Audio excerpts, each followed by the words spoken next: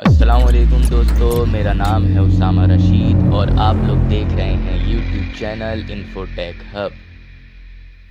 हिंदुस्तान की तारीख में मुग़ल सल्तनत एक ऐसी शानदार दास्तान है जो अपने उरूज में दुनिया भर के लिए मिसाल थी।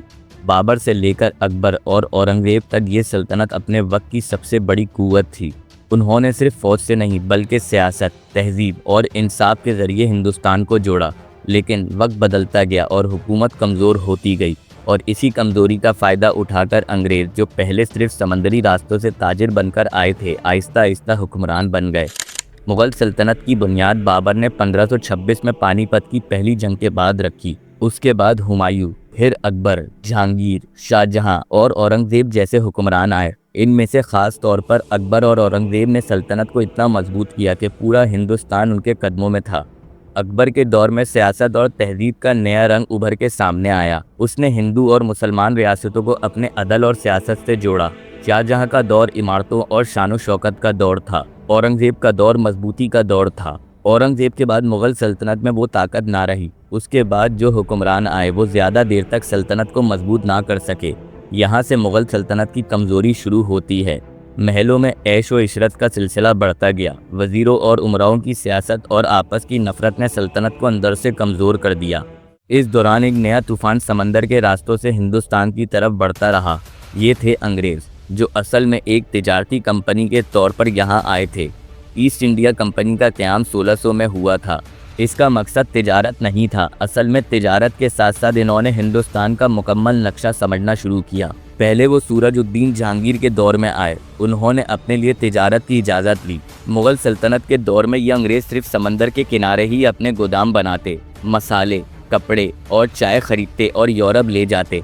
लेकिन आहिस्ता आहिस्ता इन्होंने समझ लिया कि हिंदुस्तान सिर्फ मसालों और कपड़ों का मरकज़ नहीं है, बल्कि ये एक ऐसी ज़मीन है जहाँ से सदियों तक सोने, चांदी, हीरे, मोती और हर किस्म के माल का समंदर निकलता है। अंग्रेज़ों का मंसूबा ये था कि वो सिर्फ तिजारत ना करें बल्कि आहिस्ता आहिस्ता सियासत में भी दखल अंदाजी करें, और उन्हें इसका मौका तब मिला जब मुग़ल हुक्मरान कमज़ोर हो गए। अंग्रेज़ों ने अपनी चालाकी और धोखा देने की पॉलिसी अपनाई। ये पहले फ्रेंच और डच से लड़कर हिंदुस्तान में अपनी तिजारती मकाम मजबूत करते रहे, फिर मुग़ल के कमज़ोर रियासतों को देखकर उनका फ़ायदा उठाया। मुग़ल के बाद जब मोहम्मद शाह रंगीला का दौर आया तो हिंदुस्तान में फसाद बढ़ गए। नवाब और जागीरदार अपनी अपनी रियासतों में खुद मुख्तार हो गए और अपनी मर्जी के फैसले करना शुरू कर दिए।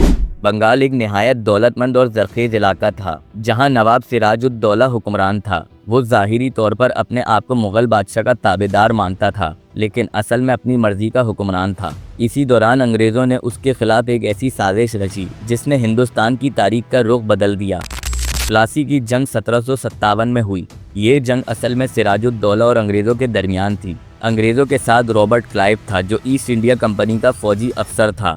इस जंग में अंग्रेज़ सीधी सीधी फतह हासिल नहीं कर सकते थे। उन्होंने नवाब के वज़ीर मीर जाफ़र को लालच दिया। उससे कहा कि अगर तुम हमारे साथ हो जाओ तो हम तुम्हें बंगाल का नवाब बना देंगे। मीर जाफ़र ने अपनी कसम तोड़ दी और जंग के दिन फ़ौज पीछे हटा ली। सिराजुद्दौला अकेला रह गया और अंग्रेज़ों ने फतह हासिल कर ली। इस जंग ने असल में हिंदुस्तान की सियासी नक्शे को तब्दील कर दिया था। बंगाल, जो कि दौलत और ज़रख़ेज़ी में सबसे आगे था, अब अंग्रेज़ों के हाथों में आ गया था। इस जंग में अंग्रेज़ों की ताकत बढ़ गई। बंगाल के ख़जानों को लूट लिया गया। सोना, चांदी, अनाज सब कुछ अंग्रेज़ों के जहाज़ों में भरकर यूरोप भेजा जाने लगा। इस वक्त मुग़ल हुक्मरान बस नाम के बादशाह रह गए थे। असल ताकत अंग्रेज़ों के हाथों में चल रही थी। लेकिन अंग्रेज़ यहीं तक नहीं रुके। बंगाल के बाद उनका अगला निशाना बिहार और औध था। 1764 में जंग बक्सर हुई, जहां शुजा-उद-दौला, मीर कासिम और शाह आलम II अंग्रेज़ों के खिलाफ लड़े, मगर अंग्रेज़ों की फ़ौज मजबूत थी और उन्होंने फिर से फतह हासिल कर ली। जंग बक्सर के बाद असल में पूरा हिंदुस्तान अंग्रेज़ों के सामने झुक गया। शाह आलम II, जो मुग़ल बादशाह था, उसने खुद अंग्रेज़ों को अपना मनसब दे दिया। अंग्रेज़ों ने बंगाल और उसके ख़जानों को लूट कर अपने फ़ौजों को मजबूत बनाया, नए इलाके कब्ज़े में लेना शुरू किए और आहिस्ता आहिस्ता हिंदुस्तान के हर कोने में अपना असर बढ़ाना शुरू कर दिया। जो नवाब और राजा कभी आज़ाद होते थे, अब उनका अंग्रेज़ों के हुक्म के बगैर कोई फ़ैसला लेना मुश्किल था। जो मना करता उसे जंगों में शिकस्त देकर या साजिशों के ज़रिए हटा दिया जाता। इसी सिलसिले में एक और बड़ा मुकाबला मैसूर के हैदर अली और उसके बेटे टीपू सुल्तान ने दिया। हैदर अली और टीपू सुल्तान ने अपनी सारी ताकत अंग्रेज़ों के खिलाफ लगा दी।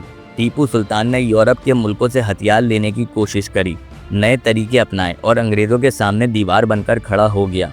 लेकिन 1799 में श्रीरंगपट्टनम की जंग में टीपू सुल्तान शहीद हो गया और मैसूर भी अंग्रेज़ों के कब्जे में चला गया। इसके बाद अंग्रेज़ों का अगला निशाना मराठा थे, जो दक्कन में मजबूत ताकत रखते थे। कई जंगों के बाद उनकी कुदरत भी टूट गई थी। सिख रियासत भी रणजीत सिंह के बाद कमज़ोर हुई और पंजाब अंग्रेज़ों के कब्जों में चला गया। अब पूरा हिंदुस्तान अंग्रेज़ों के हुकूमत का हिस्सा बन रहा था। मुग़ल बादशाह दिल्ली के लाल किला में सिर्फ अब नाम का हुक्मरान रह गया था। असल में उसकी हुकूमत ताकत उसके महल की दीवारों से बाहर नहीं थी। अंग्रेज उसे पेंशन देते और अपनी मर्जी के फैसले करवाते। किसानों की जमीन छीन ली जाती, उन्हें अनाज सस्ती कीमत पर देना पड़ता, जो भी आवाज उठाता उसे दबा दिया जाता। रियासतों को एक एक करके मिलाया जा रहा था।